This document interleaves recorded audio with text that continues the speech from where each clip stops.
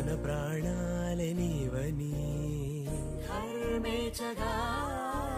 తన మనసంత నీదని అర్థేచగా తన వలపంత నీకని కామేచగా అవధులు లేని ప్రేమకై మోక్షేచగా